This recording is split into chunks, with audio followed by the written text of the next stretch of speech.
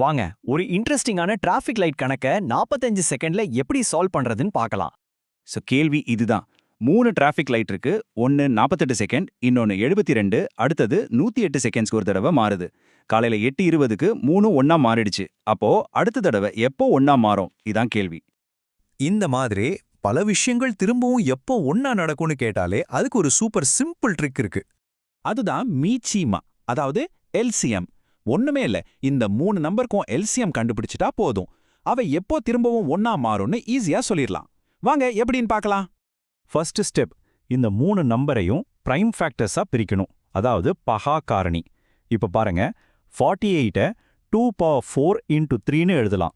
அதே மாதிரி 72 2 cube into 3 ஸ்கொயர்னும் 108 2 ஸ்கொயர் into 3 கியூப்னும் பிரிச்சிடலாம். ஓகே, இப்ப அடுத்த ஸ்டெப் ரொம்ப ரொம்ப ஈஸி.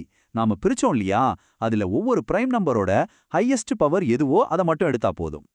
அப்படியே பாருங்க, 2ல ஹையஸ்ட் பவர் எது? 2 power 4. கரெக்டா? அதே மாதிரி 3ல ஹையஸ்ட் பவர் 3 கியூப். அவ்வளவுதான், சிம்பிள். இப்ப நம்ம செலக்ட் பண்ண இந்த ஹையஸ்ட் பவர்ஸை மல்டிப்ளை பண்ண வேண்டியதுதான். அதாவது 2 power 4ஐயும் 3 கியூபையும் பெருக்கணும். 2 power 4னா 16, 3 கியூப்னா 27. ஸோ 16 பெருக்கல் 27 நமக்கு என்ன கிடைக்குது? 432. அப்போ இந்த லைட்ஸ் எல்லாம் கரெக்டா 432 செகண்ட்ஸ் கழிச்சு மறுபடியும் ஒண்ணா மாறும். சரி, 432 செகண்ட்ஸ்னா எத்தனை நிமிஷம்? சிம்பிள். அதை 60ஆல டிவைட் பண்ணா நமக்கு 7 நிமிஷம் 12 செகண்ட்ஸ்னு கிடைக்கும். இப்போ ஃபைனல் ஸ்டெப். ஸ்டார்டிங் டைம் என்ன? 8:20. அதோட நாம கண்டுபிடிச்ச 7 நிமிஷம் 12 செகண்ட்ஸை ஆட் பண்ணணும்.